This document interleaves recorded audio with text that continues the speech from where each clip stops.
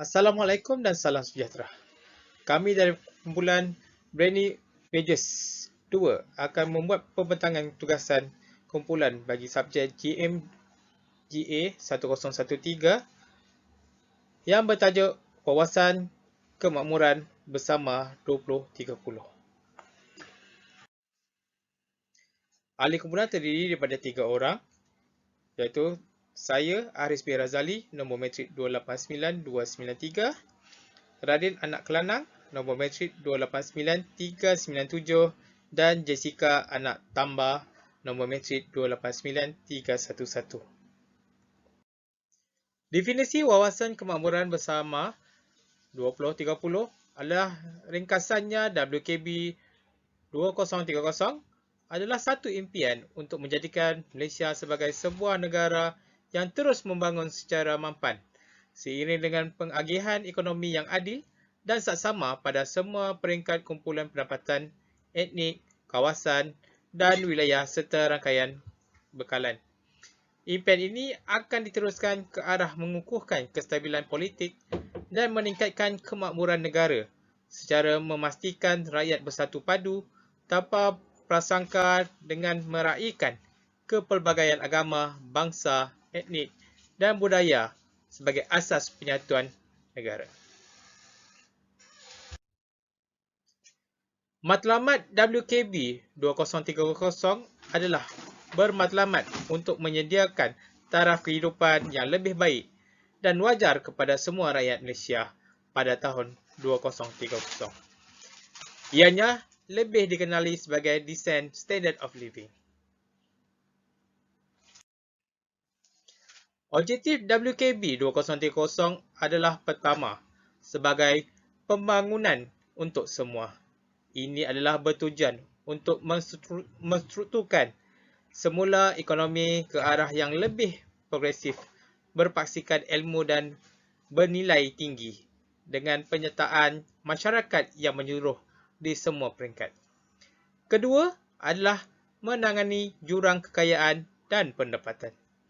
Ini kerana menangani jurang ekonomi adalah kumpulan pendapatan, etnik, pembangunan wilayah dan rangkaian bekalan untuk membela dan meningkatkan keupayaan semua lapisan masyarakat supaya tiada yang ketinggalan dalam perkembangan arus ekonomi. Ketiga pula adalah negara bersatu, makmur dan bermaruah. Ini bertujuan untuk menjadikan Malaysia sebuah negara yang bersatu padu, makmur dan bermaruah, seterusnya muncul sebagai paksi ekonomi Asia. Seterusnya, pembentangan akan disambung oleh rakan saya. Terima kasih. Salam sejahtera, saya Jessica dan akan meneruskan perbentangan berkenaan asas pertimbangan wawasan kemakmuran bersama 2030. Okey, yang pertama, potensi pertumbuhan ekonomi belum dikerah sepenuhnya dan dipelbagaikan.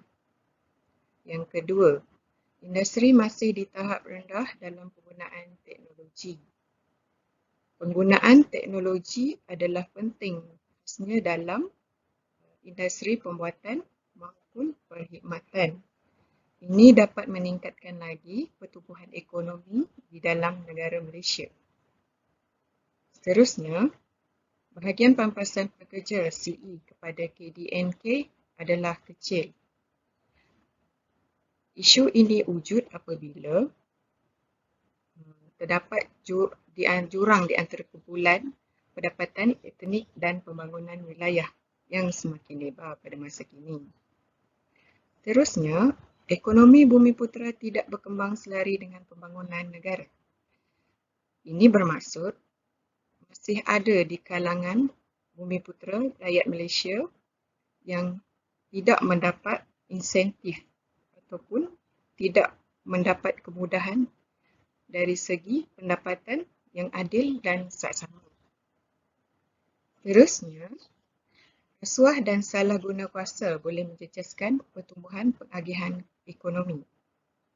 Dalam asas pertimbangan tersebut, terdapat beberapa isu yang seperti yang kita tahu di dalam Malaysia, isu rasuah ataupun salah guna kuasa adalah perkara yang biasa didengar.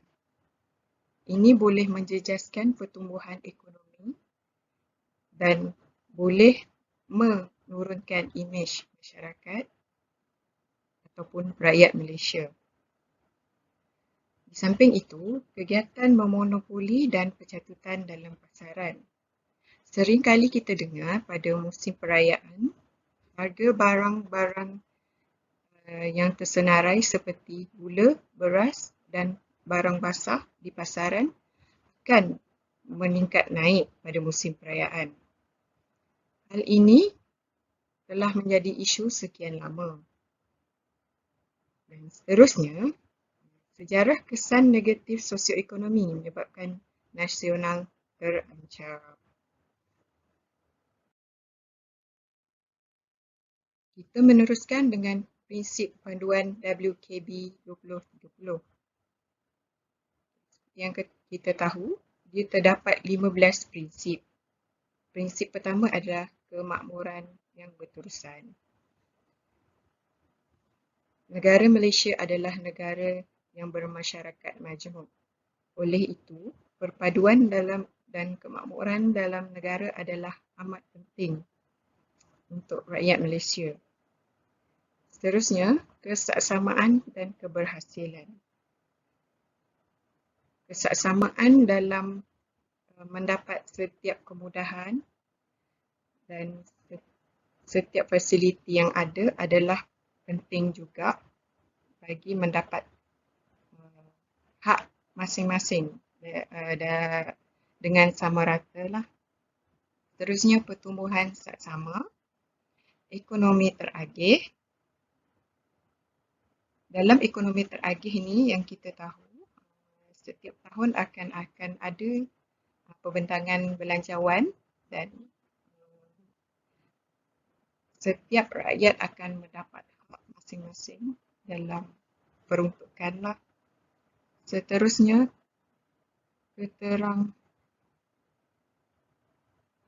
terangkuman.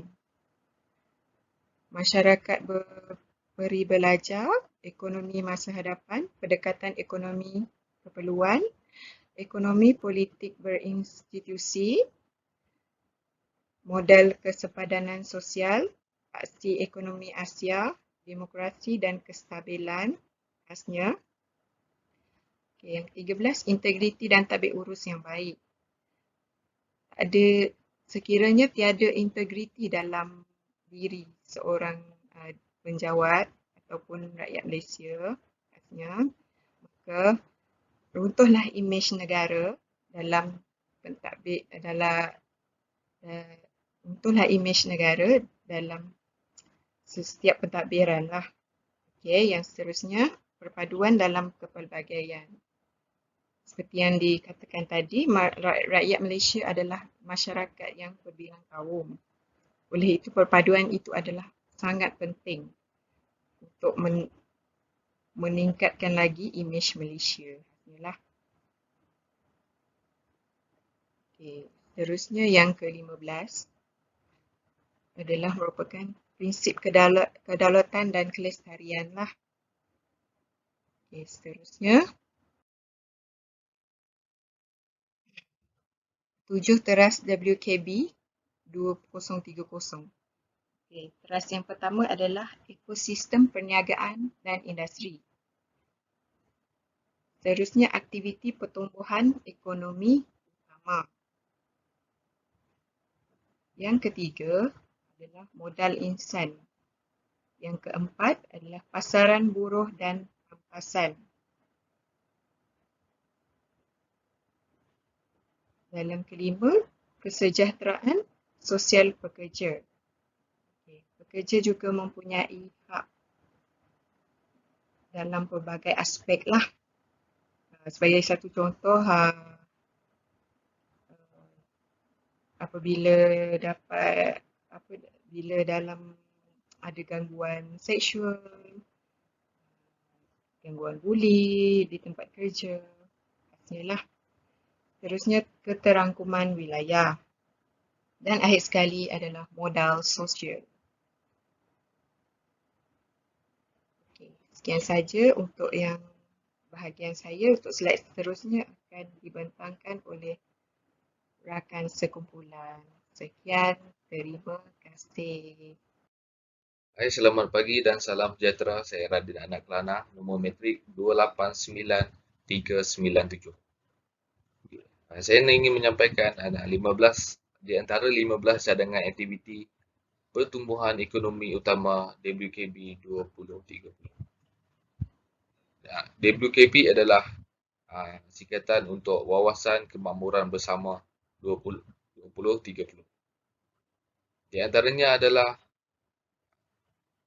Hub Kewangan Islam 2.0, Ekonomi Digital, Revolusi Perindustrian keempat, Hub ASEAN, Industri Kandungan, Hub Hotel dan Makanan, Komuniti Malaysia 2.0, Pengangkutan, Logistik dan Mobiliti Lestari, Pusat Kecermelangan, Ekonomi Pesisiran dan Maritim, Tenaga Boleh Baru, Ekonomi Hijau, Pertanian Pintar dan Bernilai Tinggi, Malaysia Troli Asia, dan yang terakhir sekali adalah Perkhidmatan Termaju dan Moden. Itu adalah di antara cadangan-cadangan aktiviti pertumbuhan ekonomi utama WKB 2030.